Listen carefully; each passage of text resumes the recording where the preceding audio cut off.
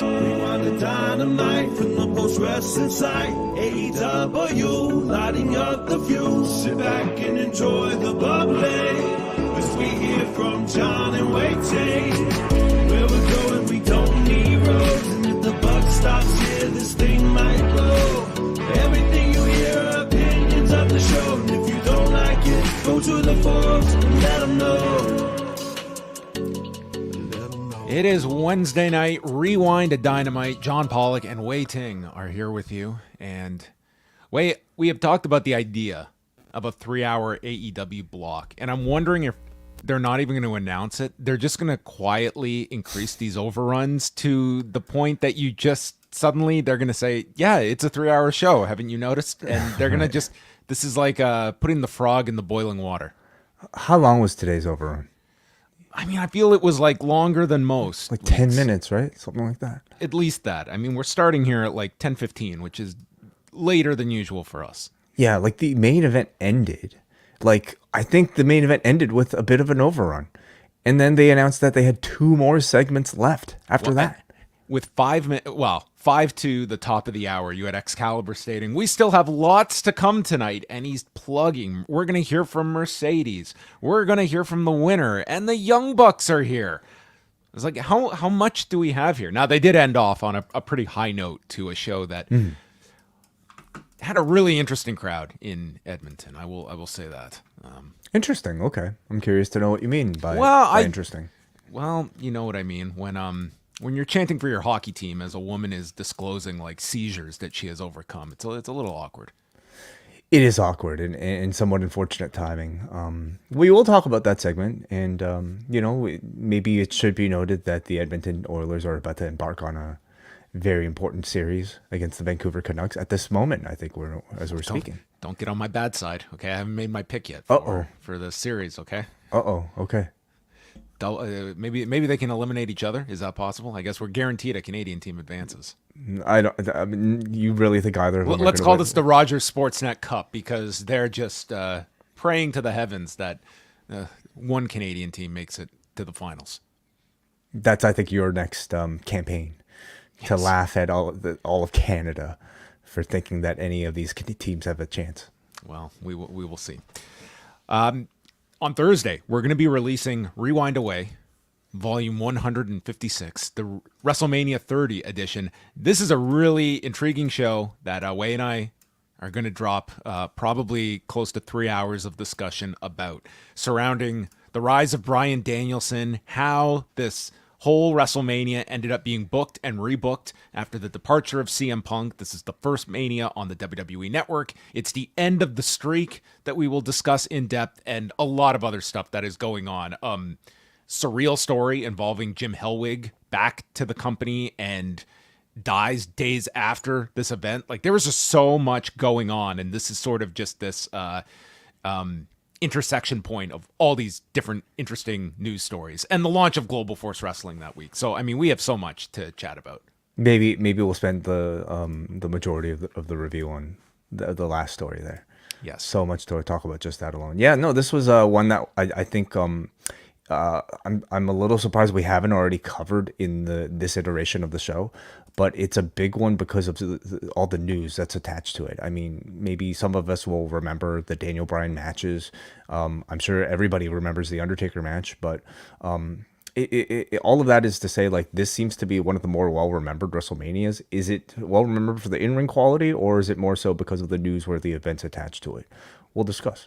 Yes, and it was still on regular pay-per-view, and it actually did a very good number. Probably 95% wrestling fans, 5% thinking this was a porn parody. There's that too. Yeah.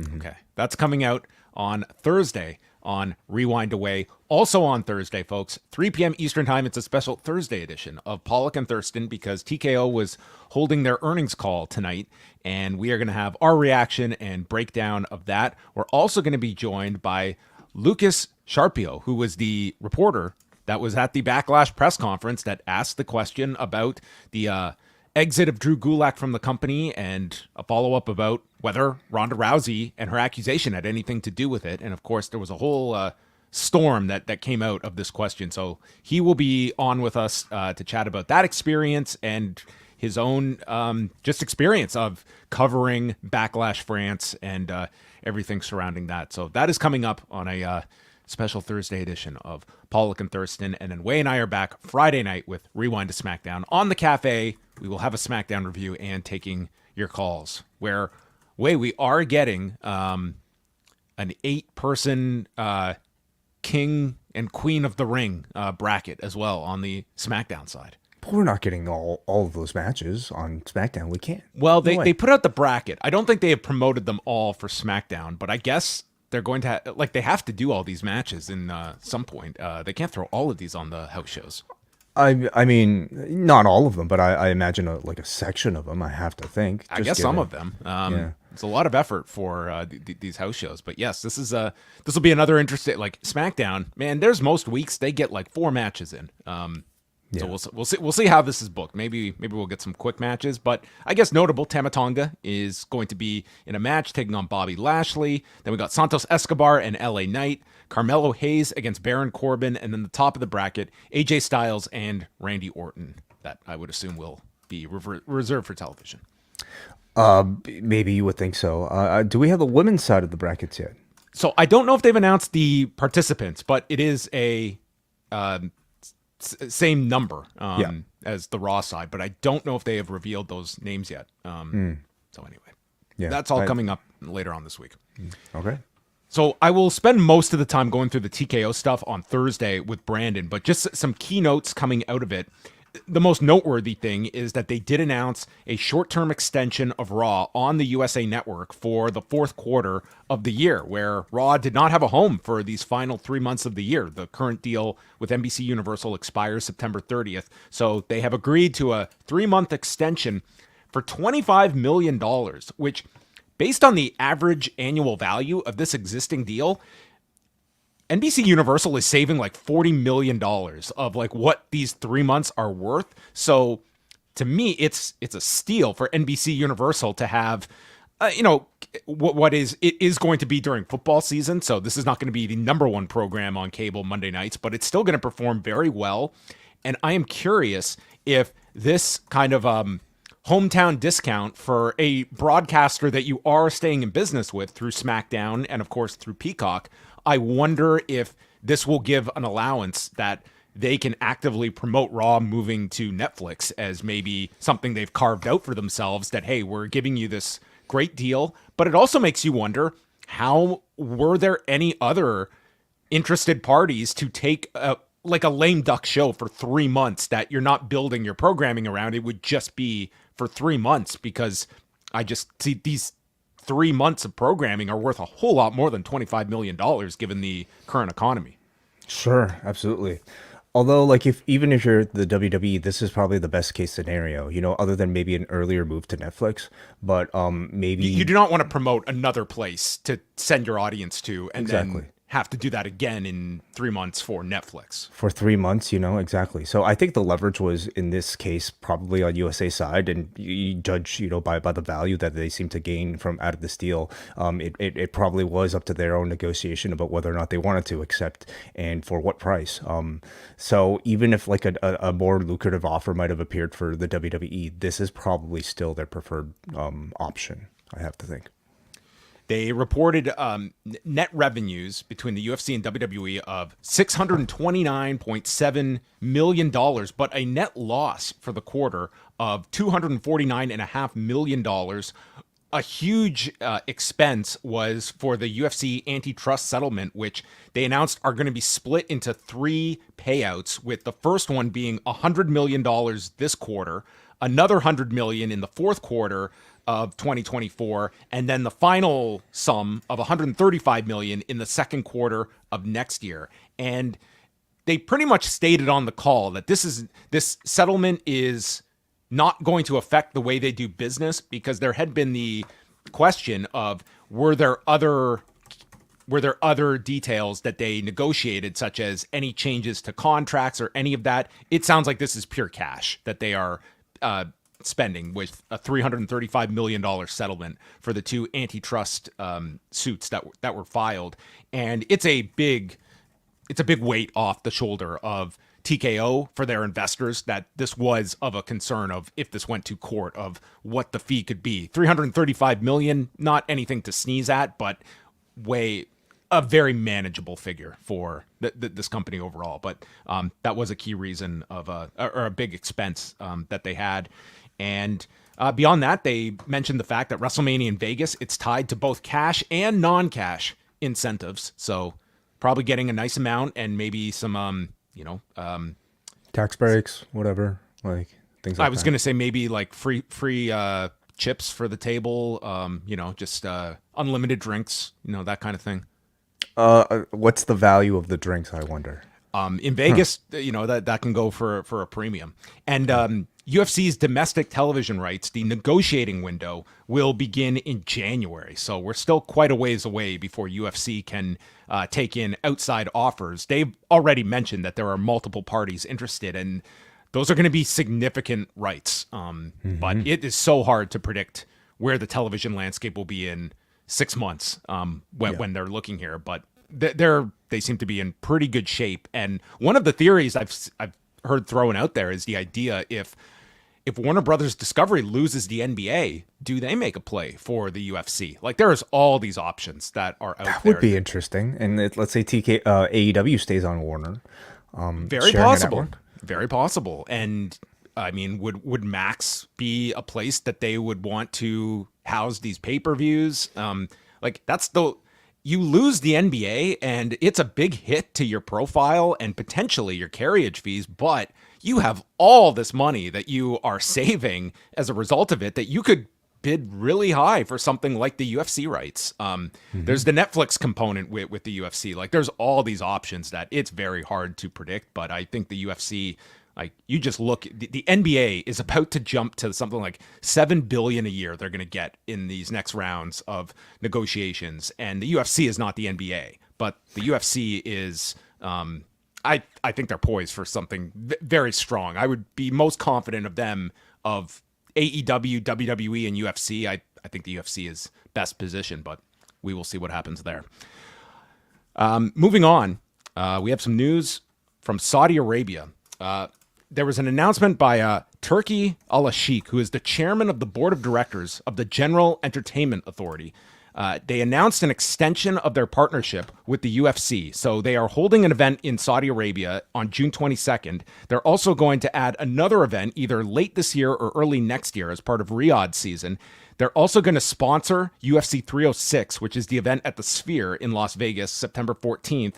And most of all, breaking barriers, Riyadh is going to host its first Power Slap event as part of this extended deal. So it's time to export Power Slap to Saudi Arabia. Sorry, it's an extended deal, announced with the UFC deal at the same time?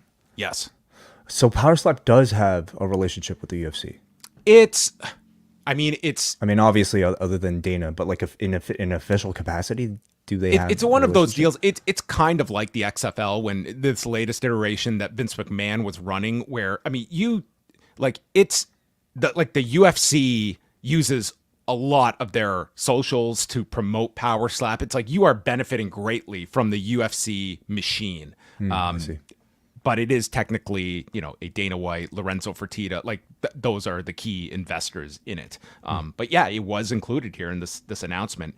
And then while speaking to ESPN, Al-Sheikh mentioned that there's going to be an enhancement to the deal with WWE that will be signed in June. Now, I translate enhancement to mean money. That is my interpretation of enhancement. And they are money hopeful. In exchange for more value, you would think as well. I think so. And he spoke about the fact of wanting to bring big wrestling events to the country, specifically mentioning the potential of a WrestleMania or a Royal Rumble. And I think you and I have spoken about this, like the idea of a WrestleMania in Saudi Arabia, not surprising at all that is what they are aiming for, because I think, number one, you are looking at both promoting this country as a tourist destination and a place where Americans feel, or Canadians, what have you, feel safe traveling to Saudi Arabia, and this becomes a destination for tourists. And I think they're going to be looking at big time events like that. They're trying it with boxing. They are bringing big concerts, but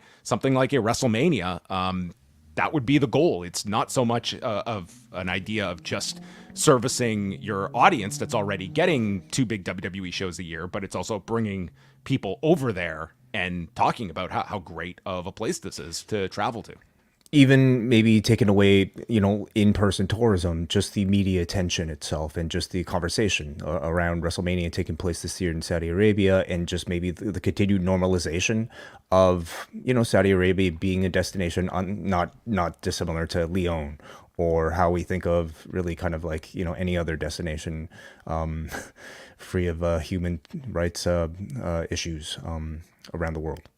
Yeah, you know what I mean? So it's like if you're planning a vacation, maybe Power Slap is going to be the event that brings you over to Saudi Arabia. And if not, they'll try WrestleMania. Maybe they'll bundle it with a WrestleMania weekend. That could always be, a Power Slap crossover at a WrestleMania. All potential. Yeah, Hall of Fame / Power Slap / Minoru SmackDown. Suzuki comes in for Power Slap, the celebrity edition. Yeah, right. So all potential. The key is, what does this, extension or change of a deal mean financially for them? Like, they're taking in roughly $50 million per event. And also, it was noted on the call. Here, I'll read this. This was from Brandon Ross at Lightshed Partners, noting the fact that investors feared existential risk to UFC when the Saudi investment into PFL, you'll remember, was announced last summer, and how Liv had really upended the PGA with all of the money. And this took a big hit on the TKO stock price. And he goes on to state that additionally, investors feared the Saudi relationship was the one thing that TKO could not replace with Vince McMahon's departure.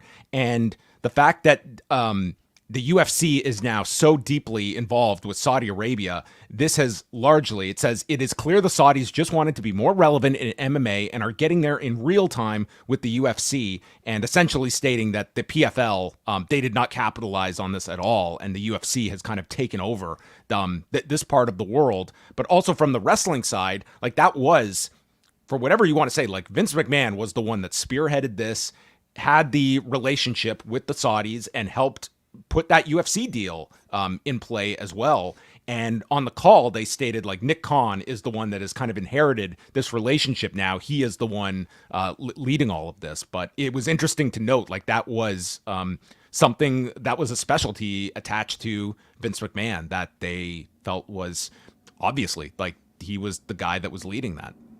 Like, and I'm so curious what that would entail. Does he just have, MBS on speed dial? Does he just text, which would be a very scary exchange to envision with the guy all the time?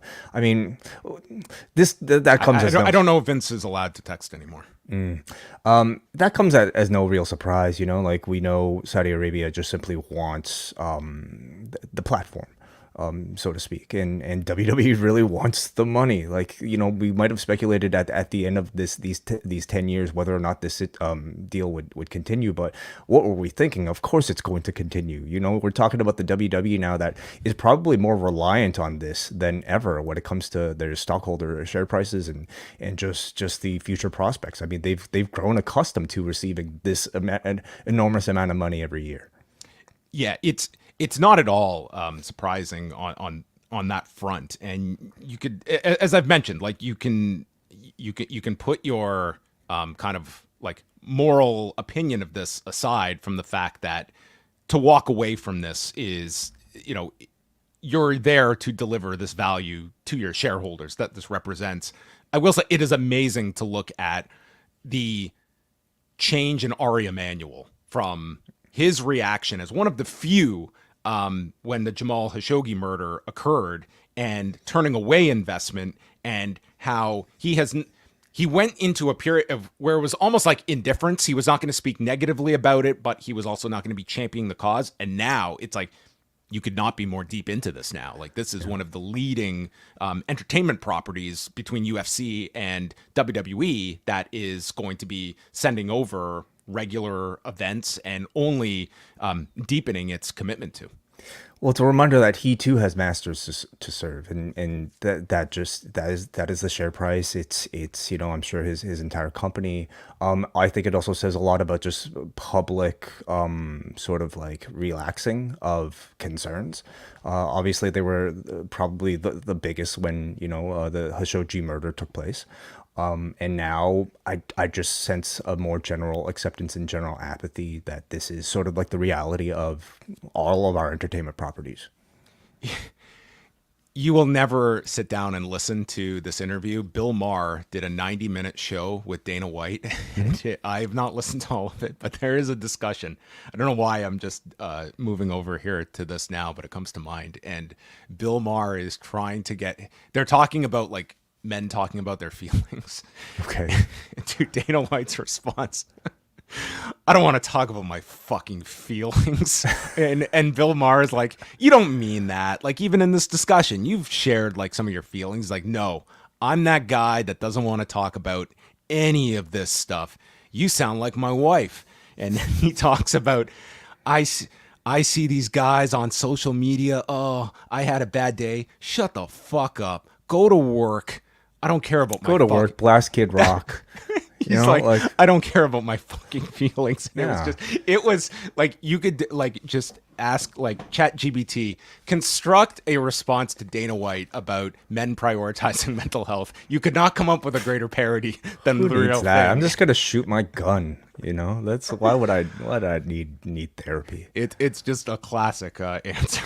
I howled. It was so funny.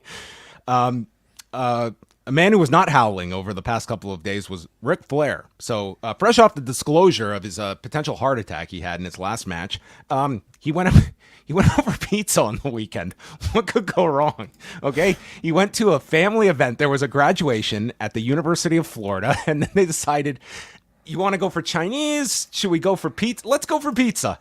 So they went to Paisano's Stone-Fired Pizza, and what happened is, I'm still trying to piece it together, Way. I'll try and do my best here. So there was a kitchen staff member that I guess was using the bathroom, and Rick was not happy with the amount of time this person was taking in the bathroom. Flair goes in and I guess sees the person through the stall texting away, and he is accused by one of the female staff of being a peeping Tom and a creep. And he was offended by this. And he admitted he got very upset and decided to do what any person in this situation would do. I'm going to tweet about my experience at this restaurant. Always a great move if you're a celebrity. He says, he tweeted, I spent $1,500 at Paisano's Stone-Fired Pizza, which he added, to be disrespected more than I ever have in my entire life. More than he's been disrespected in his entire life. And he was booked consistently in 2000 in WCW. After taking 20 pictures with customers and staff, I was asked to leave because of an issue I had with the kitchen manager taking too long in the bathroom. I would highly recommend that anyone who wants to enjoy a relaxing time in Gainesville at a nice restaurant to never visit this place. Woo. Number one, I have many questions here. Number one, we have to get to the bottom of this capitalizing every word in his tweets. Mm-hmm. Do you physically have to do this? Like, it can't be manual, right? It's got to be an automatic, some function that he has turned on that just does this. Because there's no way. This would be a 30-minute tweet. I can't imagine Ric Flair like hitting the shift for every single word in his tweets. I also don't know what setting would create this function in a phone. To my knowledge, at least on iPhones, there's no like sentence case every word checkbox that you can enter. Beyond that, this is how does he not have at Ric Flair? That's my other question. Well, maybe he preferred Ric Flair at Natter Boy without the anyway. This has also been years. And it's not like he doesn't have people around him that understand technology. We know Conrad is very good with technology. How is this like still on? At this point, it's almost just a gimmick. It's kind of his thing. So he tweeted this, and then Paisano's I can't believe this is what we're recapping. The Paisano's Pizza co-owner went to the newspaper. Jerry Roberts spoke to the Gainesville Sun. We've reviewed video of the incident that took place recently at our restaurant. It's clear our team worked in a professional manner to ensure the safety of guests and staff. We've thanked our team for their professionalism. We're proud of how they responded to this situation, using and displaying our team values. So then the video released, okay? And this wasn't even on Dynamite. And we got the 2.5 minute, like, again, some of this security footage like the blocking is just pristine. It's just in the perfect I don't know place. if it's security footage. I think this was somebody taking their cell phone out. Yeah. I guess this was someone at the bar or something, but like a perfect shot and subtitled for everyone's help. And like Flair's just cutting very inaccurately through AI. But what I did pick up was him calling him, what's your name? Nicholas Dickhead. And then he offered the woman $1,000 tip for you to tell him to kiss my ass. Rick was in full promo mode here, and then one of the gentlemen here to his right offered to go fight him outside. I mean, this was Ric Flair's last match. Folks, this was a celebratory meal after a graduation. Yeah. I'm sorry. I don't mean to make fun, but this is ridiculous, okay? This is just a ridiculous story. And it ends with Ric Flair being called up on the MJ Morning Show in Tampa today. And at least the man seems a bit more level-headed. He said, it just escalated. I was wrong for getting mad, but I kind of felt like I was defending my position. I was wrong for losing my temper when I feel like I'm put in that area where I'm uncomfortable, and all of a sudden, everything just fell apart. I got upset. And then he said, I was wrong for getting upset. I probably should have just walked out the door, but it caught me so off guard because we were having a wonderful time. And then someone in the kitchen said that I did something wrong in the bathroom, and there's no one there except me and him. So this was also him being much more calmer because he too was he was contacted by the Gainesville Sun stating he was considering legal action and that I have the money to buy the restaurant. It'll be called Ric Flair's Italian Bistro. So he was threatening to buy this restaurant. That's not a great Sunday. That is my conclusion.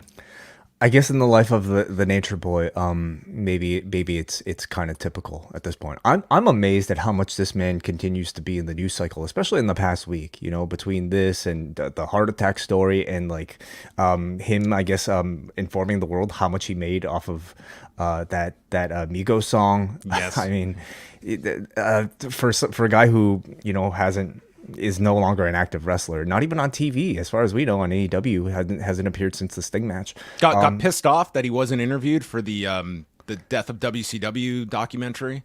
Oh, is that right? Okay. Well, he certainly is opinionated. Listen, like we might be kind of kidding about this, but this was kind of sad, man. You know, like to see Flair in this state and knowing, I think, the stories that might continue to be out there about Rick. It's like he does deny that he's denying that he was drunk, but he did not deny that he had some drinks before this. So we will put that out there. Yeah. Well, strictly, like, I don't know exactly what happened in the bathroom with this gentleman, nor whatever preceded this event. But just watching the clip itself that's been circulating, I don't think Rick looks good at all in it. He looks like the one who's clearly tense and the one who's calling names, calling the people behind the bar dipshit and dickhead and all these names, while like the people who are operating this restaurant are just there to try to de-escalate and to try to get this person out of their restaurant. It's a bad look for him. I don't know if this becomes anything other than just, maybe at this point, headlines. But I don't know. I just think it's kind of sad to see. How do you feel this has, like, AEW's relationship with Ric Flair? It's a loose one, but it's a relationship nonetheless. And you could certainly look that we don't know what the value of this deal is. We know that it's pretty much paying for Rick's what appearances they were, and it does not feel like he's going to be any kind of presence on camera moving forward unless they had some cameo reason for it. But I don't think the association has done them wonders either. I don't think so either. For either side, to be quite honest. Even for the Sting component of the deal, it made perfect sense, I'm sure, at the time. Hey, we have a chance to get Ric Flair essentially for free to help us tell the story with Sting's retirement. Made all the sense in the world. We're going to Charlotte for the last match. Whether due to audience backlash or whatever reason, they didn't even capitalize on that, and it really didn't make any difference, in my opinion, to the story of Sting's retirement. You could argue they didn't capitalize even on Sting's retirement enough, in the build up to the actual match. But at this point, I don't know if I think we would have seen Flair on TV by now. They still promote Woo Energy, as far as I can recall. Yep. So the deal's still active, but they're not using Flair at all. And I don't know if that's just due to not having story or public dissatisfaction to seeing him. But I can't really say AEW needs a Ric Flair right now. Other notes, Raw on Monday doing 1,619,000 viewers and a 0.53 in the demo, both down 4% from the previous week, which was the draft show. This was going against the Pacers-Knicks that did over 4.2 million viewers, and the third hour went against the Timberwolves-Nuggets game. They were also up against the Boston Bruins and Florida Panthers. 1,847,000 viewers. The Bruins might be the top drawing hockey team at the moment, and I'm not even exaggerating. I think this series is picking up. So I mean, they got something out of beating the Leafs. Look at that smile on your face. I'm just stating a fact here. Okay, their numbers are very impressive. NXT doing 659,000 viewers and a 0.19 in the demo. This was way up from last week's Spring Breakin' episode, up 17% in viewers, up 36% in the demo. And for total viewership, it was their second highest number since January. So kind of surprising, because last week was all built around, this Spring Breakin', the second part of it. And this week it was sort of... it didn't have anything gigantic attached to it. You could argue the Roxanne Perez-Chelsea Green match was the main event that they did promote, but they did do well. And the final thing is the season finale way of Dark Side of the Ring, Black Saturday, The Rise of Vince McMahon, that aired on Tuesday night. And it was a pretty informative hour, especially if you didn't know all of the details. There were some interesting people that were interviewed. The key ones being Jim Cornette as the resident historian. And then specific to this story, they had your favorite Tommy Rich, who, I mean, a staple of Georgia Championship Wrestling. Can't say he added a whole lot to this episode. Bob Roop, who looked shockingly like Ole Anderson near the end before Ole died. It was uncanny how similar they look. Jerry Briscoe, who was one of the key shareholders that sold to Vince McMahon. Nick Patrick was interviewed for this. And then they tracked down two former Georgia Championship Wrestling employees in Bobby Simmons and Luis Cochran, as well as Ole's son, Bryant Rogowski, who was very good. And I mean, you did not even need to caption this guy. You could tell he was the son of Ole Anderson. He was very well spoken, and I thought he was a great stand-in, because I mean, Ole only died in February, but he was in no shape or condition to do any kind of sit-down interview by those latter stages of his life. Yeah, I believe it was mentioned by his son that at the time of filming, Ole was alive, but in no condition due to MS.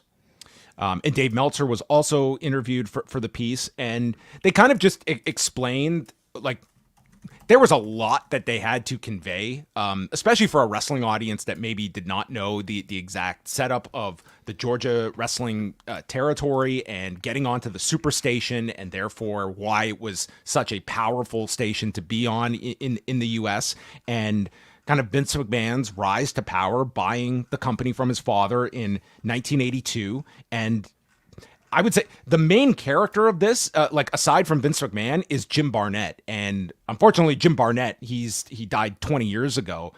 Just would have been such a great figure if he had ever done a book or some extended interviews. I mean, he's just someone that comes up that you would think we've only scratched the surface of really understanding just the influence that he had. And he was pretty much the the mechanic here that was putting together a lot of these deals behind the scenes. And he's involved with Georgia Championship Wrestling, and he's kind of ousted when Ole kind of looks at the books, and this guy is skimming all of this money to keep up his appearance and this lifestyle and taking it out of the company. So Ole pretty much just throws him out of the company, and he's not willing to keep him on and even give him a title.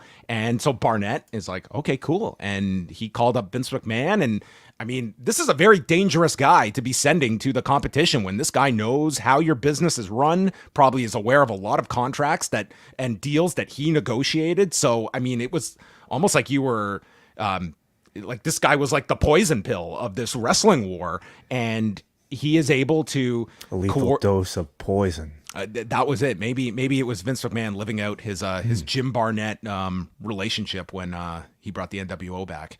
And yeah, so Barnett orchestrates a meeting with the Briscoes, who they're getting frustrated because as shareholders, they think they should be making more. They think they should be expanding more. And Ole is trying to explain to them that like he's paying out what he can. And Ole kind of gets, the Briscoes tell him that they feel that they want to get Ole out of this position. And they end up coming to an agreement and take a blood oath together, never to screw each other, which way you and I have never taken a blood oath. But if we do, I'm not going to take a chunk out of my forehead as this was depicted. This was one of the more wild reenactments that I'm sure there was a blood oath. I doubt it was as graphic as they made it here, but subtlety has no place in these recreations. I think blood oaths make for a great story. Unfortunately, I don't know if they're very enforceable in court. You don't know until you try, but I would argue that. And the fact that Ole did not prevail in court probably proves your point. But in '83, your shareholders were Ole Anderson, the Briscoes, Fred Ward, Ralph Freed, Jerry Oates, and Paul Jones. And it looks like from this reenactment photo, Jimmy Corderas. Jimmy Corderas, he quietly had the key percentage of shareholder votes that was really gonna screw Ole. Good for Jimmy getting the real underhanded shark. At who this did he table. play? Any idea? I don't know who he was necessarily depicting. Maybe he was Jerry Oates. I have no idea who I guess anybody else would look like, but all right. Well, anyway, so Ole has written about this extensively in his book, and he believed there was no way he could ever get like overthrown and blindsided, because in the shareholder agreement, it was that if any shareholders were to sell, they would have to offer them to the other shareholders first before they went outside. But then there was a part in the shareholders agreement that they could essentially like waive this. And Ole claims like he went to the people in the company and they assured him this was not any kind of loophole, that he would be protected by this. Turns out he was not. And he's completely blindsided by this as Vince McMahon gets the controlling... I used my blood. We had a blood oath. His blood did not hold up in court as Vince got 67.5% of the company. And this was actually finalized earlier in the year, but Ole takes them to court, and that's why they don't get on the air until July 14th of that year. And this is where Ole explains like he's blindsided. Well, his family is explaining that his mother had died right around this time, so he's dealing with all of this. And Ole meets with Vince, and Vince is at least cordial with Ole and introduces him to his wife, Linda. And this is a story that I assume happened because of it being Ole Anderson. This is one that you could easily believe that maybe this is a bit of a legend, but as the story goes, when he was introduced to Linda, Ole's response, which they gave to Jim Cornette to recite, "Fuck you and fuck Linda." And that was the belief of like Vince McMahon was never going to do business with this guy. And over the years, I mean, kept that up when they finally put out like a Horseman DVD. They never interviewed Ole for it. When they put the Horseman in the Hall of Fame, they didn't invite Ole. He was mentioned. So he wasn't even invited. It wasn't Ole's choice. It was a Vince McMahon choice. My understanding is that he wasn't even reached out to. So, I mean, he was somebody that like just never worked with Vince and probably wasn't going to anyway. And yeah, they get onto the onto WTBS, and this is in July of 1984. So like WWF they're on a major network in New York. They're on TBS. They're on MTV at this point. This is just a few weeks before the first MTV special in July of 84. So this is like a ton of muscle that they have all in advance of that first WrestleMania in early 1985. And as the story goes, is that there were people that called the Superstation. Newspapers at the time listed numbers like 83 people like picked up their phone and called asking, where the hell is our Georgia Championship Wrestling? Where the fuck is Freddie? Where is Gordon Soley? So not Freddie Miller. I'm sure at the time 83 was a lot, but these days in the social media age, like 83 is such a small number compared to like the amount of tweets that something like that, like this would have, I'm sure, garnered if social media was around. Could you imagine Ole on Twitter just monitoring the hashtag? Where's my GCW? Would it be sentence casing or all caps? I think I feel Ole would he would definitely have his style. I think he would definitely be an egg on Twitter. I don't know if he would ever figure out like the profile photo. Right. So maybe he'd be a TikTok guy. But yeah, the David Bixenspan has done extensive research onto like the ratings at this point in time and how well McMahon's television did in comparison. But one of the things Vince did not get was an exclusivity on WTBS because Ted Turner was able to turn around and give Ole a Saturday morning slot right afterwards. So you literally had championship wrestling from Georgia taking place at the Techwood studio. And Vince McMahon, he was not doing a whole lot of original production out of the studio, which is what they wanted. And then they made a deal with Bill Watts, and he was going to come on the network as well. And then the sale is made in the following year for $1 million that Jim Crockett Jr. bought the slot, and Vince does make a profit off of this slot. And for that period of time, he was on WTBS. So it's a really fascinating story. I think Jim Cornette summarizes it really well. This was not like some seismic event that changed the course of history, but it was the canary in the coal mine. Like this was a sign of where things were going, the power that Vince McMahon had, and that was going to be realized in the coming years. But if nothing else, everyone knew what the score was by the end of 1984 of what Vince McMahon's ultimate goals were from a national standpoint, and going into other territories and paying for TV if he needed to, and signing up the big stars of other territories. And he'd have some parts of the country he'd be successful in, and he had others that he was not as successful in as well. And this was sort of like a mixture of one where he pulled off a great coup to get this time slot, but ultimately it was only like a 9-month experiment that he did make money on at the end of it. It's I think a story that at least in its earliest stages gives you an indication of how ruthless of a businessman Vince McMahon was, and I think how much of a risk taker Vince McMahon was in many ways. And I think it gave you a sense of like why this guy was the one to be so successful out of everybody. I think most notable for me watching the episode was the last portion of it, where they actually gave you sort of like, where are they now? With Vince McMahon fully up to date with everything to do with his dismissal from the WWE. It was jarring. If you were I imagine the percentage of people watching this that are not wrestling fans that are casually know Vince McMahon. I mean, this wouldn't be earth shattering, this news, but yeah, they just kind of update on everything involving the Janelle Grant lawsuit, how he had to resign from the WWE, the update on Ole Anderson passing away in February. And yeah, kind of just like, here was this guy who was like the most powerful figure in pro wrestling, and he's resigned in disgrace. And that's sort of where he is at this time. And pending how this lawsuit turns out for him, I mean, this is a guy that has like this remarkable legacy, but one that is so stained from the personal indiscretions. Mm-hmm.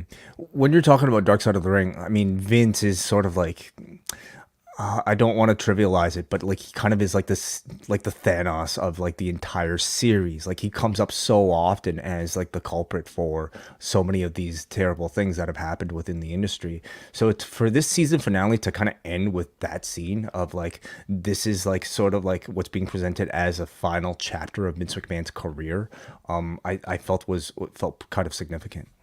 Yeah, I thought this was a really good season of Dark Side of the Ring. I thought they had some really strong episodes, in particular the last half of Chris Adams, Chris Colt.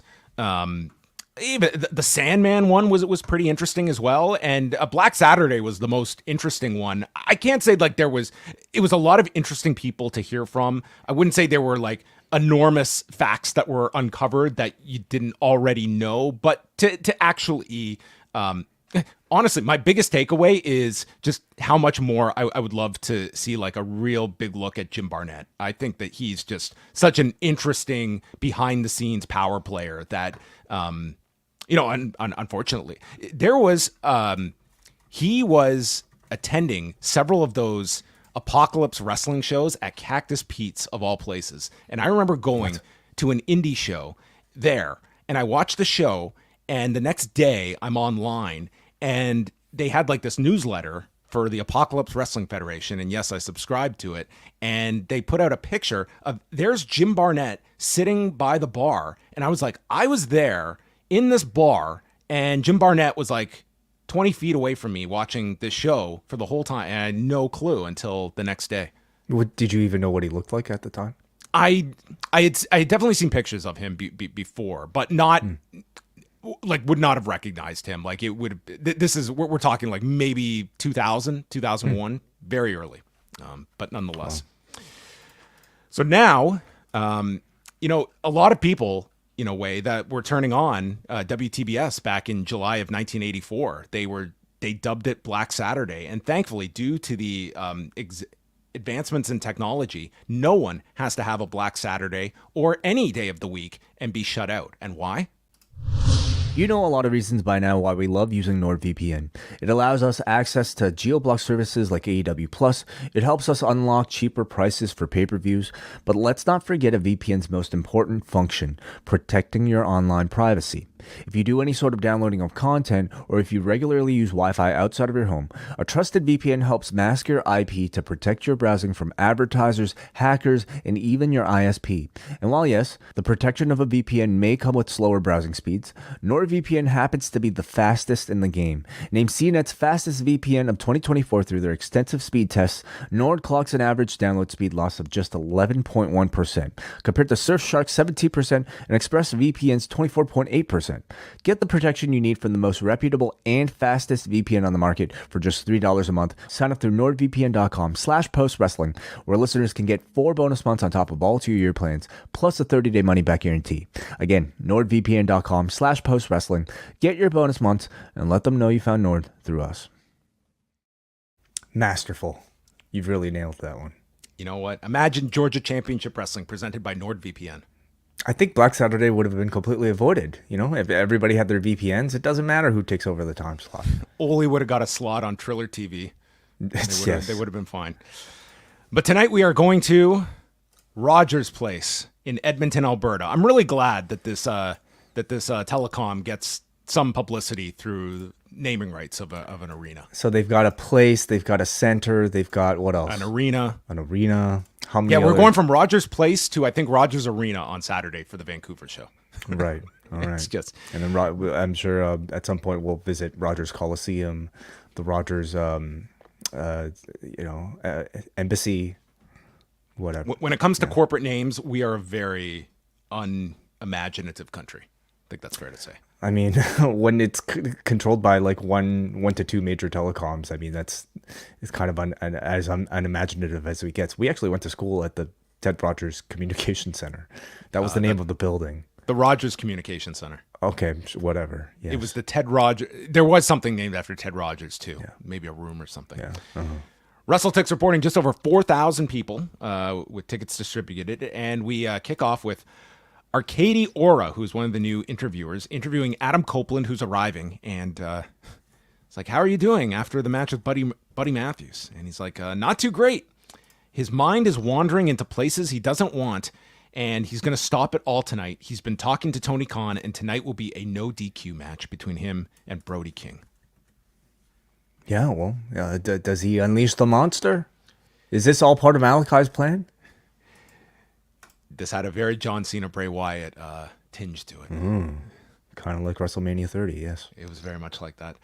Orange Cassidy and Trent Beretta open things up. Trent has Chuck's name written on his wrist tape. And we got an update, Way. Excalibur alerts us that Chuck Taylor suffered an osteochondritis lesion of the ankle with segments of the bone underneath the cartilage that have fractured off and die within the joint. I don't know what that means, but it does not sound pleasant. No, that sounds incredibly graphic and specific to the point where I'm wondering if there's legitimacy to it. So I can't see them mentioning Chuck this much, and first of all, him wrestling that match period, and not actually coming back. But they're definitely trying to sell that this is a career-ending thing. Rather than this running knee that they still don't have a name for Trent's finisher, I think he should be doing an ankle lock, and it should be called osteochondritis. I would hate to type that every single week, but it sounds pretty badass. I had to copy and paste it into my notes. It's really long. So they did mention that he will need surgery, and it could be career-ending, is what Excalibur said. So there's some hope. And we also got the countdown clock. We're counting down to the face-to-face between Swerve and Christian Cage. And this was present throughout the first hour. Cool. Gives us something to look forward to. I guess I don't know if it's like the type of segment that I'm anticipating so much that I need to stick around. I need to count the time to see this Christian Swerve face to face. Face to face is coming up. 2-minute sorry. warning. I'm sorry. I gotta go. I gotta catch Watch this. face to I gotta face. get home to watch this face to face. Like, it's not that type of segment, but I like that they're doing it to push Swerve like he's a big deal. So they fought into the stands. They come back. Trent is going after the neck of Orange Cassidy. And they note that Tony Khan is working remotely from Jacksonville. So, I'm left to believe Tony's running the show remotely. But is no one answering his, messages? Because the Bucks are in charge on the ground in Edmonton. So who does control this show is my question. They all do. They all have some control. Well, Kenny, even from the hospital bed, can make matches. Tony, I think, at least has the right to grant possible title matches. But when you're talking about so can the Bucks, we learned. Well, everybody, everybody has that power. There are a lot of matches that need to be booked, and everybody, I guess, gets a few. Don Callis comes out, and there were a lot of boos for him, and they start chanting "asshole" as Shivani says, "Hey, they're chanting for you, Don." And Callis explains... And he replaces Taz throughout the entire show. That's right. Taz is off the show tonight. He explained due to his knee problems, he could not travel this week, but he said he is going to be back next week, as will Hook. So you're missing Edmonton and making it to Everett, Washington. I mean, not to cross the border, I think, is some incentive. Yeah. Callis is a big fan of Orange pushing merchandise, but he needs a change. And there's a pile driver by Trent, but he doesn't go for the cover. Hits a second one, and then the running knee. And Trent removes the turnbuckle pad, and Paul Turner goes over to admonish him, allowing Orange Cassidy to remove the opposite turnbuckle pad. And Trent runs into the exposed buckle and is rolled up by Orange in 13 minutes and 17 seconds. So Cassidy wins and is immediately taken out by Trent on the floor. He goes for the eye and hits a pile driver on top of the stairs, catapults Cassidy into the bottom frame of the ring, and then grabs a toolbox. But Cassidy grabs a chair as Callis gets in between them. Chris Statlander is out, and Callis tends to Cassidy and leaves with him. So after all this to Orange Cassidy, the man left on his own power afterwards. I just wonder, what was the purpose of this post-match, injury attack? Well, it does really hurt, despite being able to walk on his legs. He's still suffering the effects of a pile driver out to steel steps. He's just a really tough guy, but nonetheless, I think any hope that this relationship can be patched up is completely gone. This is, they had their match, yet this relationship is more strained than ever. and maybe I think it was at least to show that, and more importantly to give Trent his heat back after losing here to Orange Cassidy. I thought it was like a good match, you know, as you would expect from these two with their chemistry. Like it was a very physical and violent match, also as you would expect from these two. They gave Orange the win, but they're keeping Trent like alive and relevant in story. Like he's still fully engaged in a feud with this post-match attack. I'm also very intrigued to see how Callis figures in, because it's hard for me to figure out at the moment. They're teasing Callis very much still, wanting to make Orange Cassidy a member of the family. I believe his line was, "It's great to have best friends, but it's better to have family," which I think is a really good line. So I'm very curious to see where it all ends up. Yeah, I mean, they seem to be setting the table for Trent and Statlander to be aligned, and probably with Callis. Like that could be where this goes. Could be that. Could be not. The Elite arrived earlier today, calling Edmonton a dump, and they pull up and they take Tony Khan's parking spot.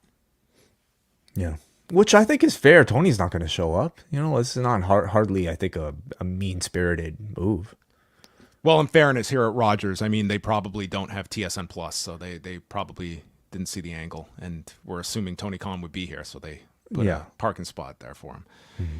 Jack Perry cuts a promo. This was last week after the attack on Omega, and had a busted eye, and says Omega is not the hero they needed, and he's a coward like everyone else. The Elite in AEW, they don't need Omega. We will change the world without you. So this was like an online only thing. They've done a lot of online only things with Jack Perry and the Elite. They do a lot of these with everyone, and there's some very good stuff that they put online that you just can't keep up with all of it. Yeah, I'm so glad they decided to air this one on TV, because I thought Perry sounded really good in it. You know, like good emotion here. He's been sounding really good, especially in these like online exclusive types of promos. So I'm glad they included it. And then it was time for Kenny Omega's announcement. So he's in his hospital bed and said the Elite was like family to him for the last 15 years. And they said that it's not personal, it's just business. Well, he also has business to take care of, and he has made a match for May the 26th at Double or Nothing. It is Anarchy in the arena with the Elite taking on Team AEW. And the first two members, one of the greatest teams ever, FTR, and they will have two partners that will be revealed later tonight. On a first come, first served basis, he said.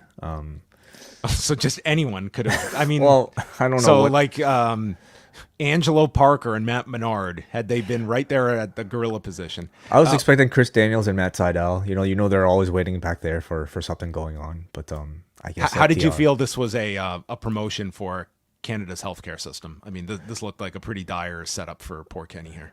Well, I don't know what you expect. I mean, how are hospitals supposed to look? You know, this looked like a typical.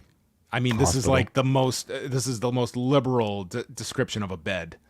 I mean, it looks like they just give him a propped up chair. This guy with diverticulitis that may have had a fatal blow to his kidney last week. And listen, free healthcare is exactly that. Okay, like I'm glad it's free. I'm glad I live here, but this is realistic. That if he was struck last week, he'd be waiting to be checked on a week later. So that part is realistic. I have no complaints. I mean, no, I'm sure Kenny doesn't either.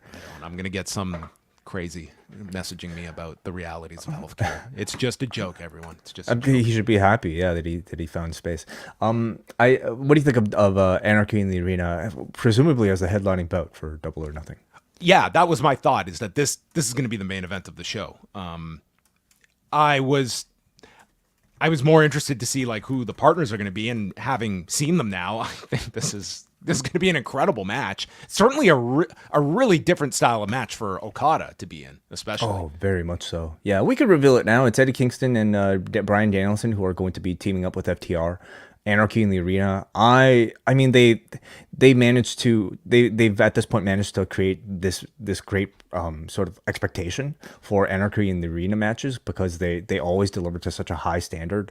And with Kazuchika Okada in this one, I'm very curious to see how that turns out. Bryan Danielson in this one, he's been in them before, but like I just the combination of talents, there's no way this can't be good. Yeah, like you're gonna get Danielson Okada spots in this match as well. Like there's like this should be spectacular. This feels like a big match.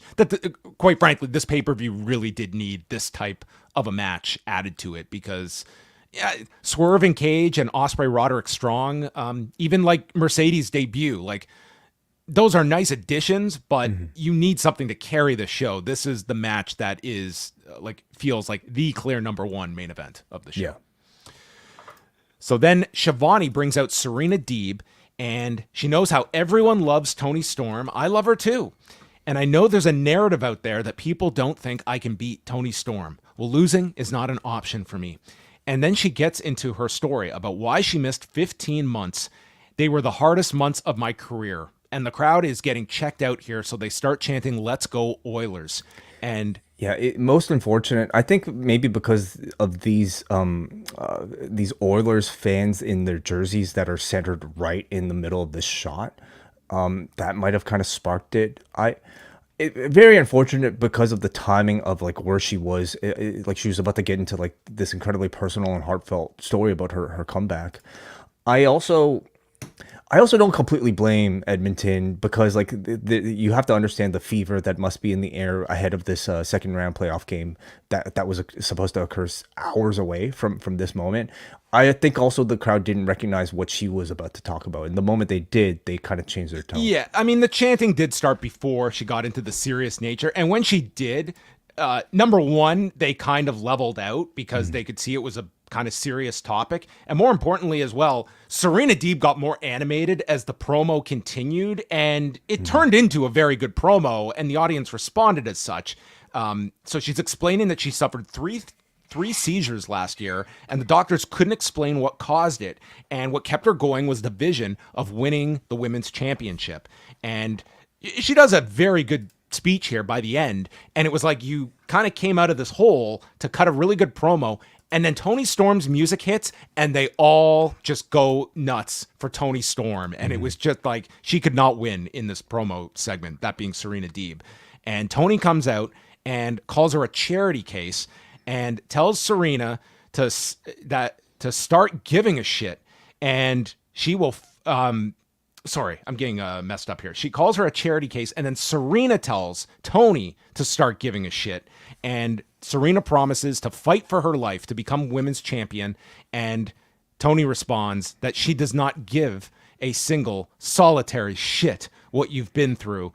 And this is all getting a babyface response from Edmonton. And Toni goes to attack Serena, but Serena just drops her with one shot, and Toni is out cold from this one punch at the end. So, I mean, it was a really tough spot here for Serena Deeb. Number one was just a crowd that she had to kind of win back, and then lost them again when Toni came out, because this was a pretty strong reaction for Toni Storm. And it's a continuing problem that they have for... I would say Serena Deeb is not even this, she's been a heel up until this point, and then all of a sudden she's shifted into this babyface role as well. It is a bit jarring that we're going from here's sort of the badass shooter of the division, and now we're telling this sympathetic story with a character that by its very nature lends itself to audience participation in Timeless Toni Storm. I think maybe more even important than babyface and heel divisions, it's just even having some sort of establishing knowledge of Serena Deeb on a Dynamite prior to this, and she didn't really have any sort of presence on Dynamite prior to this. She did on Collision, but again, it's a fraction of the audience, and it's fine. But I think this was at least their attempt at laying some of the groundwork to introduce an audience to Serena Deeb, and maybe given how frequent these Toni Storm challenges are, these sort of month-long introductions and payoffs are kind of what maybe we can expect. I think we at least get a chance to see where Serena Deeb is at as a promo in front of a live audience, and I thought she sounded really good. I'm with you. I wish she could have had a bit more time, because she was just starting to get into that very kind of passionate state where I think I needed to hear a bit more. So maybe, hopefully, she gets that time later on. But I thought she sounded good. Lexi Nair is with Orange, who's getting checked on by the trainer, and Rocky Romero comes in and says if he gets to beat Jay White tonight, they're going to get a trios title shot, which explained that one.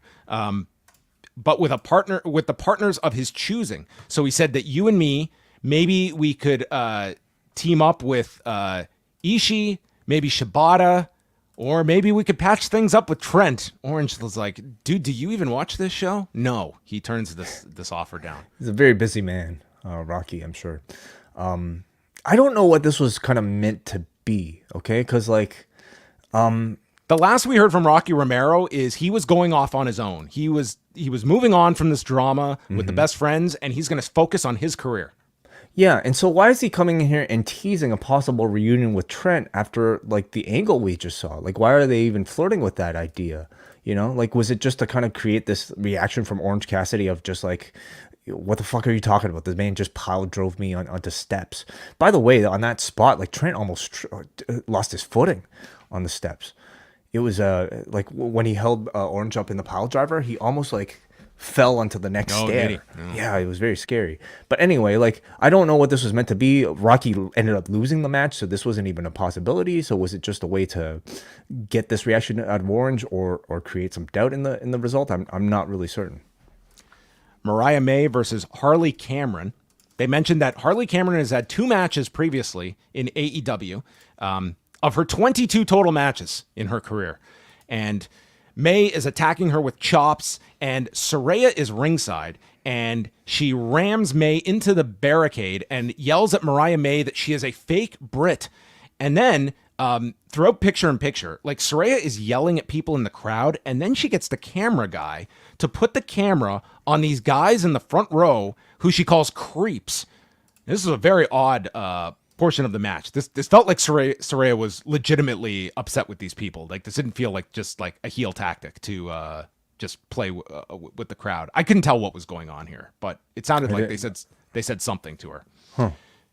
There was a sky high by May for a 2 count, and then May stops Eat Defeat, lands a headbutt, and May hits a missile drop kick. Hip attack is attempted, but Saraya yanks Cameron out of the way, and May then hits Saraya with an elbow on the floor and wins with the Mayday in 9 minutes and 11 seconds. I can't say there was anything particularly special about this match, but I would say, like, Harley Cameron was fine for someone that like I really had no expectation for. Like, it was fine. I don't want to like oversell this.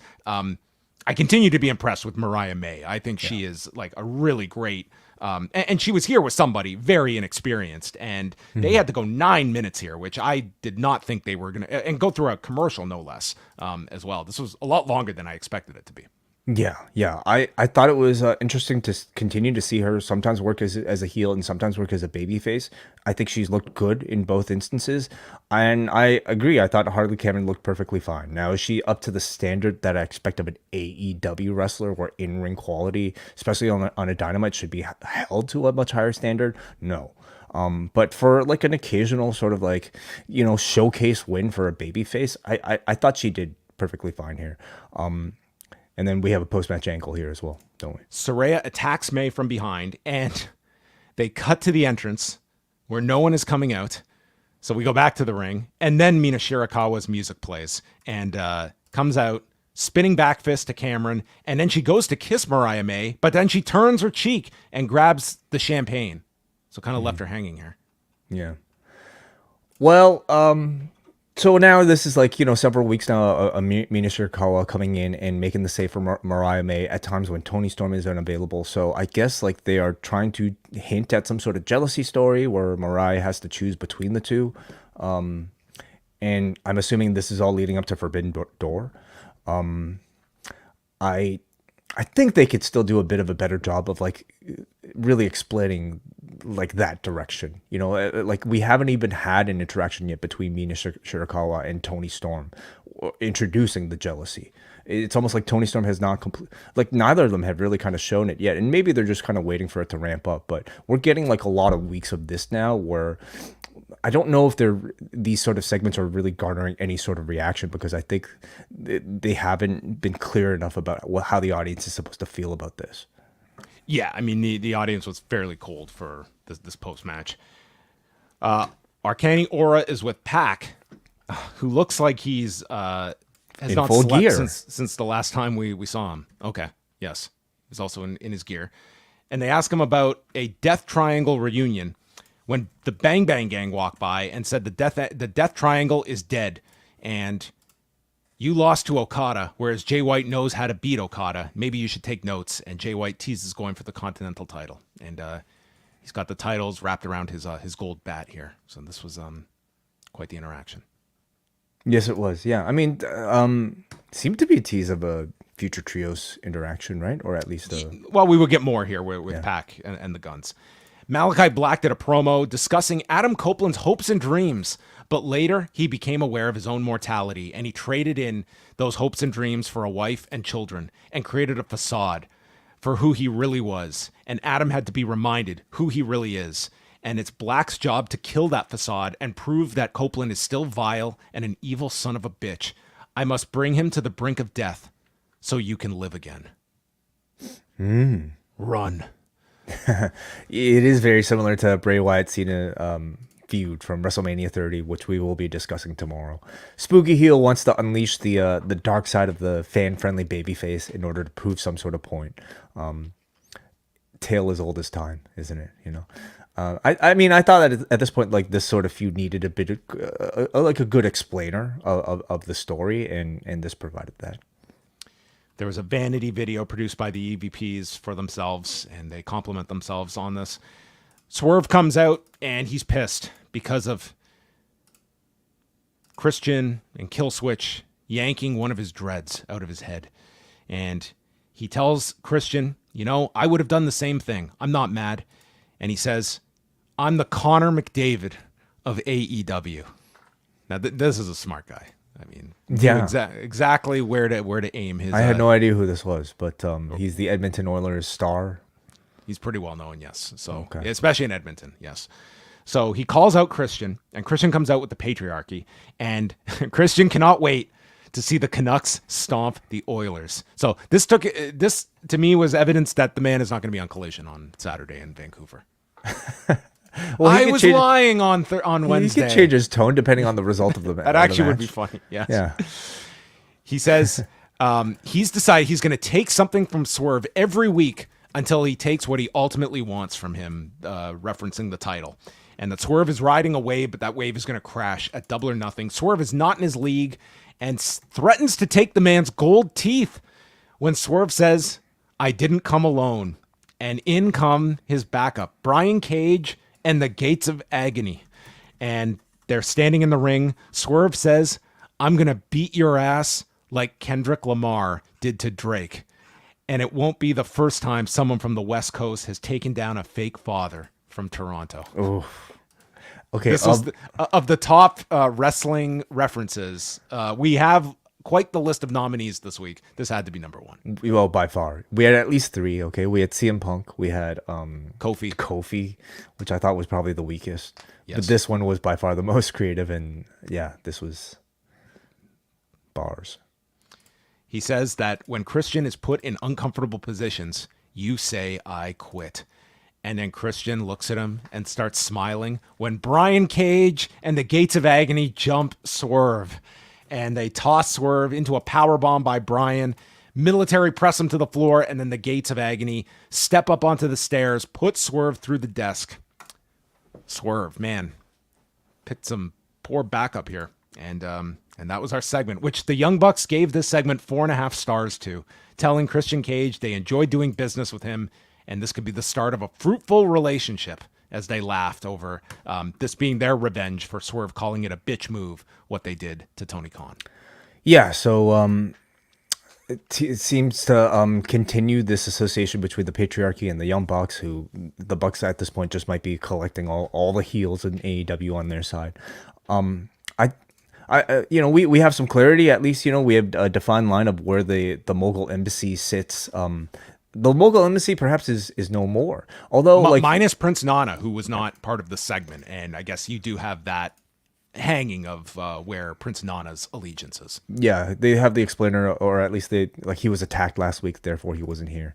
I think it's great. It's good. It sets Swerve up on his own as the lone wolf, and I think it hopefully opens the door for somebody in the Gates of Agony to take the step up. You had Bishop, Khan here, say a few words to the camera.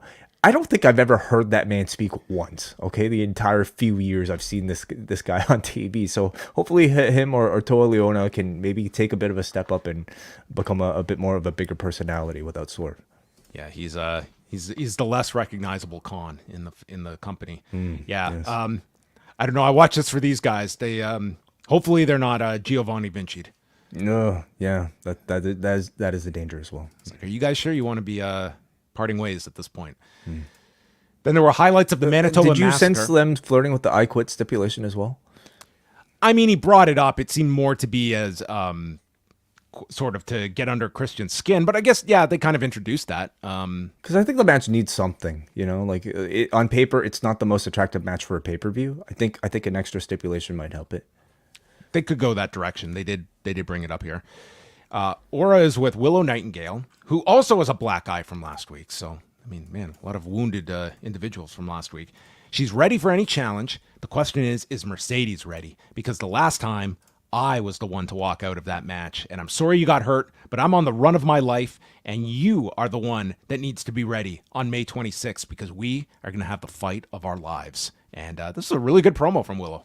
Yeah, I think she continues to impress me, you know, and maybe the biggest benefit of having one of these championships in AEW is that she now gets a time to consistently show what she can do on the microphone, and at the very least getting those reps in. But I think she's actually been impressing in the role.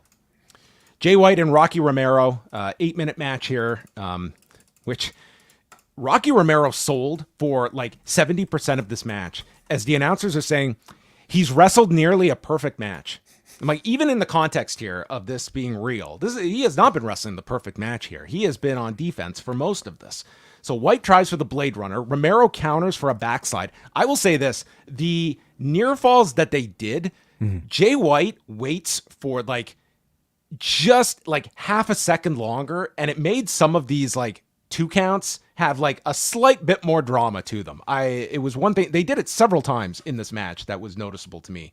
There's a Shiranui by Romero, and then kicks out, and White hits what you can interpret as the Bloody Sunday, or you can interpret it as the paradigm shift, as a potential direction that they're going here. But it was the second week in a row that Jay White did this, and then hit the Blade Runner to win in 8 minutes and 7 seconds, as the announcers lament that Rocky Romero, he wrestled nearly a perfect match, except he totally lost. And thus, we are not going to get a trios title match for Rocky Romero and friends. So the Guns attack Romero, and that is when Pac comes out and gets involved here. So it would seem more likely that Pac is going to get some friends, namely Penta and maybe Ray Phoenix, depending on if this guy is going to be cleared or not, because He was pulled off of a House of Glory show this past weekend. yes, they had promoted this match, and then come the day of the show, they're like, oh, he's not cleared. Hopefully that's just sort of I don't know, caution type of thing, and hopefully the guy didn't get injured on his first match back, which would just be so awful for Ray Phoenix. Maybe the idea that they're teasing a possible Death Triangle reunion here should give you hope that Ray Phoenix will be okay. But even if it's not teasing a Death Triangle match, but just a Pac versus Jay White match, I think that's a pretty attractive match for a pay-per-view. Then we got a workout video with Samoa Joe, and he speaks about the fear that warriors have, the fear of not being good enough, the fear of meeting an opponent you cannot beat. Those are the qualities of a warrior, and they are my qualities. But I am not a warrior that fears. I am what these men fear in the first place. I mean, this guy should just have his own like 30 minutes every week. I mean, Oh, fantastic. he's just these segments, like whether it's him like puffing on a cigar, looking like Kingpin, or doing calisthenics here with a medicine ball. I mean, this guy's such a terrific personality. Oh God, so great. Yeah, really well produced. I mean, I think just the footage of Joe training, I'm sure this is like just him doing his normal training, is captivating, because he's so like hits so heavy. I also noticed in the background they were playing like old All Japan matches too on the TV screen. So that's, I'm sure, maybe what he likes to train to. It's even cooler, you know, seeing that. It's probably on YouTube that he was watching it, I'm guessing. Yeah. Jericho and Big Bill against Mo Jabari and Harlon Abbott, Alberta-based independent wrestlers. Abbott's been wrestling for like 20 years, so this was a television appearance for him. And Abbott like got a reaction when he got tagged in here. There were enough people that were familiar with him. And so Jericho is working early on, and then he tags in Bill, who just gets to get a showcase here. Boss man slam, choke slams to both guys, and pins Abbott in two. He choke slams both, and then tags in Jericho, who hits the Judas effect and gets the glory, pinning Abbott in 2:35. And Jericho gets on the mic. He says, "It's great to be back here in Calgary, Edmonton." And he corrects himself, and he actually did this in like a pretty good delivery in terms of it being purposeful, but doing it in such a way to try and make it feel like this was an honest to God mistake on his part, which is not the easiest thing to convey. Oh, it was a very well done shot at Edmonton. I thought the way he handled it was like very funny here, just Very to well make done. it seem as though this was a mistake. And the crowd's on him like right away. "You fucked up," and he's giving his fake regret. He says, "When you travel the world, you make mistakes sometimes." And he wishes, "I wish I could be on Dynamite for 2 hours. I would do it if I could." And he puts over Big Bill. Thanks, Shibata. Should have said 3, then he would have gotten a lot of boos. That would have been it. And he thanks Shibata. Their match got the highest rating on Cage Match last week. And Wow. then he Like, thanked- so is that like the new way to attract heel heat these days, to brag about your Cage Match rating? the Bucks used the star rating earlier after the face-to-face, and then we got Cage Match represented here. Yeah. So Like, is there anything more obnoxious than a wrestler bragging about their Cage Match rating? that would probably be the peak of Maybe a promoter Get- bragging about their Cage Match rating. Yeah. So he thanks Hook and says, "Hook, take as much time as you need to recover." And then Shivani informs him Hook will be back here next Wednesday. And Jericho says, "That's great. We're going to celebrate next week." I thought Jericho had a pretty good segment here. I thought that his promo work here was pretty fun. This is still a character that I don't think many people are sold on. But I hardly think this is as detrimental as it kind of felt for me on the pay-per-view, where it was very split. But I think he is having a lot of fun with this character at this point. I'm enjoying the new gimmick. Like, I'm at the point where I can flat out admit that I'm enjoying it, you know, and I think you're seeing a lot of fresh creativity from Chris Jericho in this one. This is like the most interested I think I've been in a Chris Jericho iteration in quite some time. It's a self-aware parody of so much of the audience's real critiques about him. Like, I feel he's successfully turned the corner on this go away reaction, but then again, I'm not really somebody who was ever turned off as maybe some of the reaction that I've been seeing online. So I am curious to see, for a lot of those people, if they feel the same way about Jericho, or if these promos might have changed it. I think for Big Bill, you know, I'm most curious to see what this does for him, because I think you will be able to lay like real criticism on this if Big Bill just kind of comes out of this, the Jericho vortex, not elevated whatsoever. He needs to be elevated coming out of this, you know. On the surface, being in a tag team again might feel like a linear move for him, but I think being tied to Jericho will assure a bigger platform, will probably assure a bit more airtime, hopefully more promo time than maybe his tag team with Ricky Starks. So we'll see about that.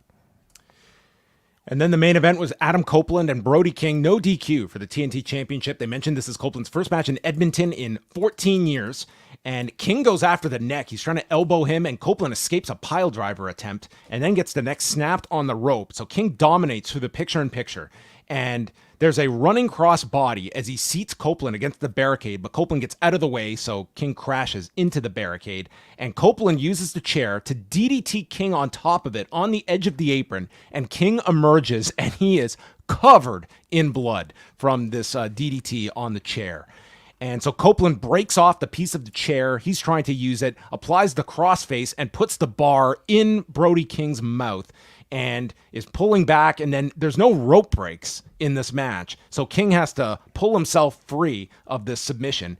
Copeland then sets up a table, and King is flipped off the turnbuckle, double boots, put both men down, and then a cannonball is hit by King. King blocks the spear, hits a pile driver, and they make their way onto the edge, where King is lifted up and takes a Death Valley driver, staggers up as Copeland spears him off the apron through the table on the floor. This was the Mick Foley WrestleMania spot, minus the fire, which we didn't need at Edmonton, and spears him again in the ring for Copeland to win and retain the championship. Yeah, I thought this was a really excellent match. I think it's at this point where like it's worth reminding ourselves that Adam Copeland is a 50-year-old man who was at one point many years ago forced to retire due to spinal stenosis. So when you just kind of see the body of work he's already achieved in this AEW run, I mean, first of all, it was amazing to see him go back to the WWE and even for a few times a year having the matches that he was having. But in AEW, like the standard of physicality is arguably a bit higher. And for him to wrestle at the frequency that he's wrestling, at this level of intensity, taking the bumps that he's been taking, delivering the quality of matches like he has, I think it really is amazing. And I don't know if we're giving him enough credit for that. So I just see this and I see what's coming up for him. I just hope he's staying safe through it all. Like there comes with, I think, this TNT title, maybe the expectation to do the Orange Cassidy and like defend it all the time. And I'm sure for Adam Copeland too, like there might be a bit of a desire in him to want to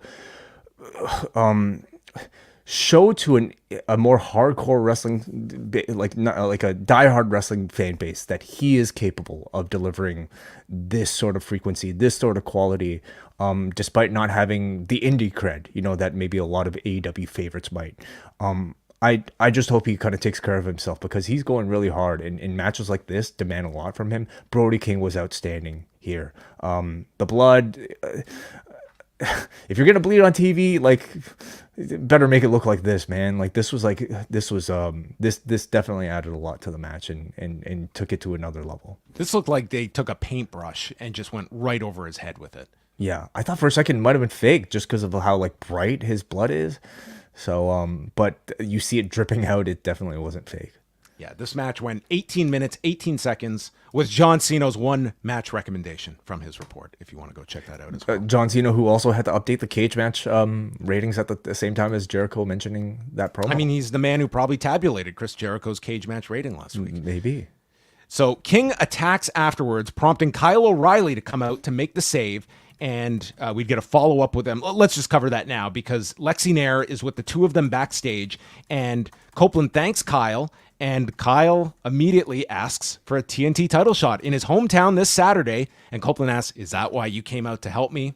Well played. And he gives them the title match. So that's happening on Collision on Saturday. Kyle O'Reilly in Vancouver against Adam Copeland. Yeah, I'm looking forward to this one.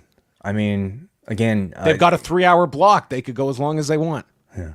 Hopefully this one is a bit more technical and ground based, but I mean, knowing, you know, O'Reilly striking, this is probably going to be pretty intense too. I mean, not to mention the fact that it's in his hometown, they're going to want to deliver something that's very memorable. To me, this is like, at least personally, it feels like a good draw for a Collision.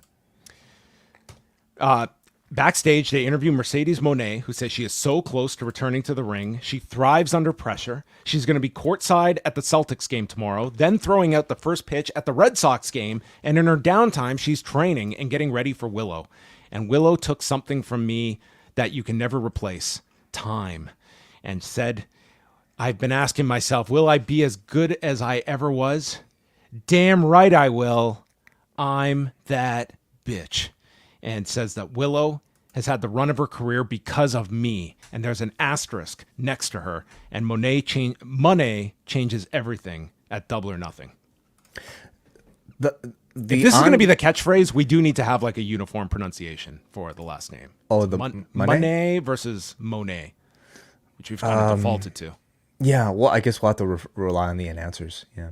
I'm that bitch is notable, isn't it? To hear her say maybe it was on the free agency list and they scooped it up. Well, Jade wasn't going to pick it up, I guess. Like she's kind of left it behind, so I guess Mercedes can use it now. Yeah. I mean, at this point, I think I have an expectation of like what a Mercedes promo is going to sound like, and I thought this was perfectly fine. Like, didn't tell us anything new, but just kind of reiterated, you know, what the story is. She's getting revenge for Willow injuring her. I'm almost looking at this as like just giving Mercedes reps to eventually maybe get to a level where she should be. It's hopefully just going to be something she continues to improve on, because it's less the content for me and more so it's just the very robotic pacing that it just feels so mechanical. Like I just feel like the wheels turning as she delivers like this dialogue, and I think it's just like a rhythm thing that she is so locked into that she needs to break from. Yeah, I'm curious to see if they experiment with any of the pre-tape ideas with her. You know, like what we saw with Samoa Joe today. Like think about like the great type of segments you could do with a Mercedes Moné. They should be following her when she's going to all these sports games, and they should absolutely be showing that stuff, like 100%. They talked about this with Swerve at the press conference. Like that's stuff you should 100% be showing your talent as big figures in these. Like this is not your AAA baseball team. Like you're talking the Celtics during the playoffs and the Red Sox. Like something like that, like a highlight video showcasing this is what Mercedes Moné has been doing this week is going to do way more for promoting her value and status as a superstar than an interview segment like this, unfortunately. And then the Elite come out and they've contacted the network for an overrun. Okada wishes Omega to get well soon. And then Matt Jackson tells Tony Khan, "You're the best boss ever. We hope you feel better. We just wish you got out of your own way. And we were never here to hurt AEW. We were here to make AEW a better place." And Khan got in their way. They had no choice but to give Tony Khan a TK driver and give an EVP trigger to an EVP in Kenny Omega. They accept the Anarchy in the Arena challenge and wish FTR good luck finding partners with the balls to face the Elite. So FTR comes out, and Dax Harwood, in the follow-up to his Bart Simpson shirt, comes out with a Chris Farley shirt. That was pretty great.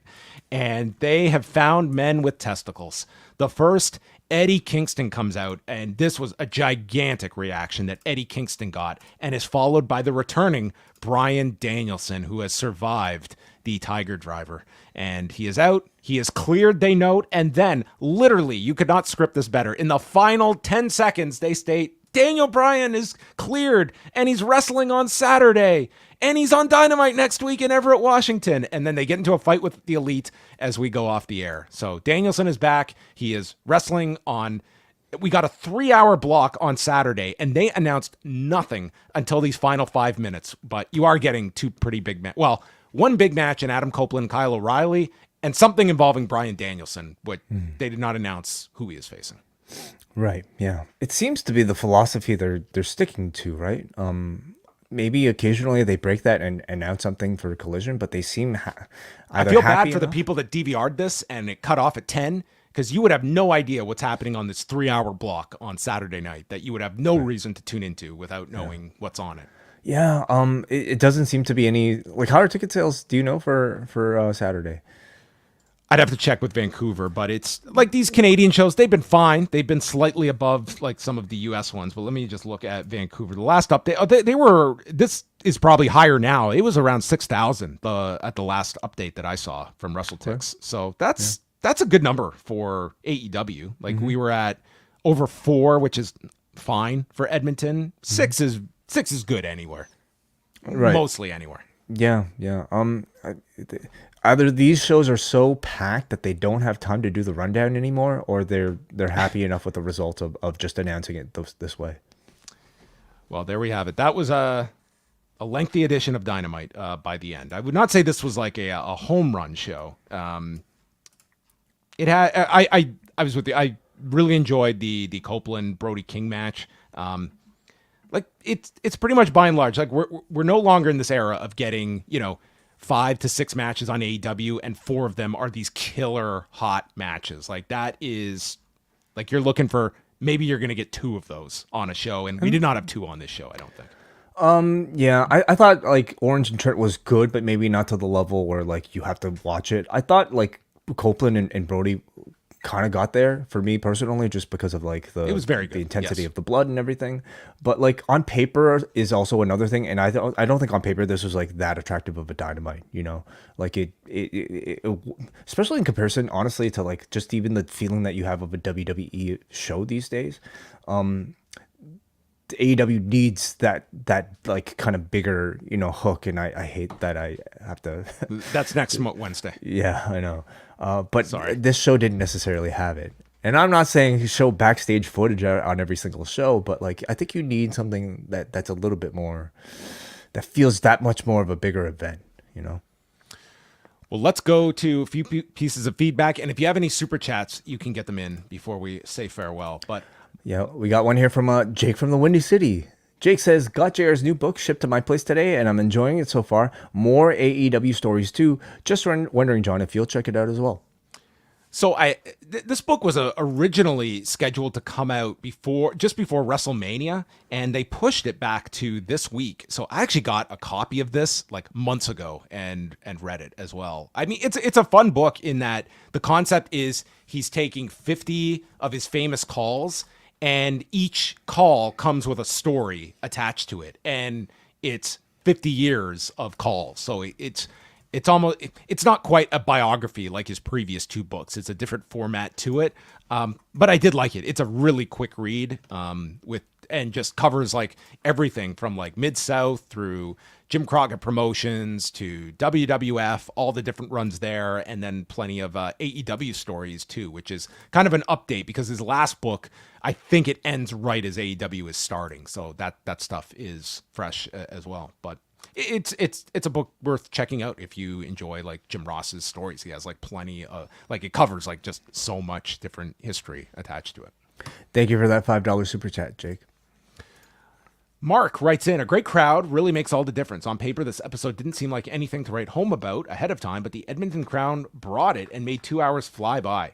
Copeland and Brody was a terrific bloody brawl. I've really enjoyed seeing Copeland in the new scenery that AEW has provided him. We're several weeks into it, and I'm thoroughly enjoying the building towards an all-out AEW civil war, seeing who gives their loyalty to the elite and who stands by Kenny and the company. On that note, whenever it is, Hangman will definitely play a major role. Does he fully embrace his dark side and run with the elite, or does he put past differences aside and stand next to Swerve? Thanks for everything. Well, thank you, Mark. Yeah, that's an interesting X factor that they've kind of made no hint towards. That maybe we could expect to show up either at Double or Nothing or maybe in the time beyond. Doesn't it make all the sense in the world for him to feud against Swerve and join the elite? It would, yeah. I think that would be. I think if you were to do a temporary alliance with them, you would just be waiting for the turn, and that's a big match for them to go back to at some point. And we, let's remember, like we usually have the combo of Anarchy in the arena with Blood and Guts not long after that as well. And maybe that's when they'll expand to more of a 5-on-5. Hey, let's go to lastly, Tanise from Georgia, who says, I thought the match and angle with Orange Cassidy and Trent was well done. Additionally, I'm intrigued by a possible Orange Cassidy and Callis pairing. Mariah did an excellent job carrying Harley. Willow is a natural on the mic and is outshining Monet. The embassy turning on Swerve was effective, and it'll be nice watching him stand on his own.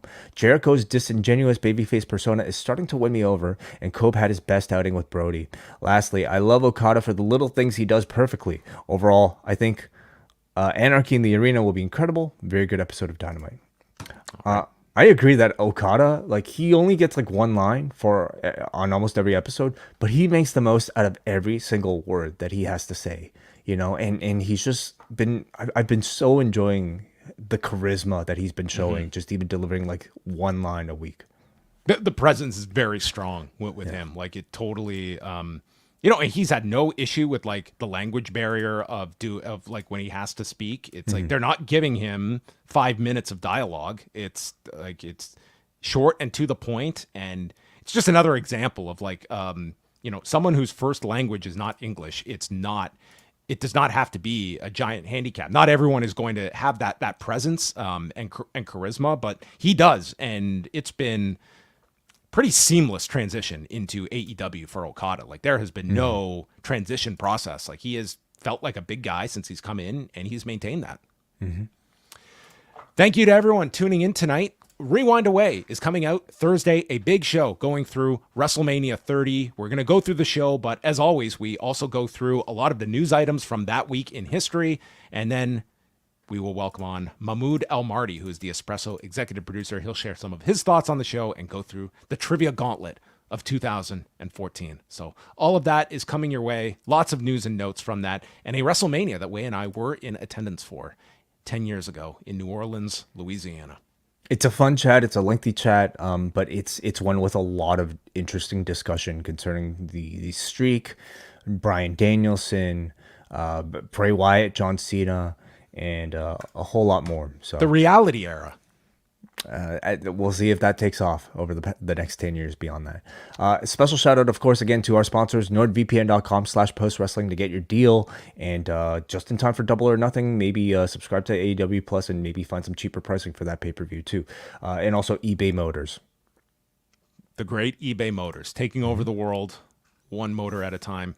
And also today, I did do an audio news update for our Double and Espresso viewers. So if you want to have some Ric Flair audio in your ears from his altercation, that is involved in the audio news update today, as well as all the latest news going on. And again, Pollock and Thurston live Thursday, 3 p.m. Eastern time. We'll go through the whole TKO earnings call, all that and more coming your way. Check out postwrestling.com. And that is it for Rewind to Dynamite.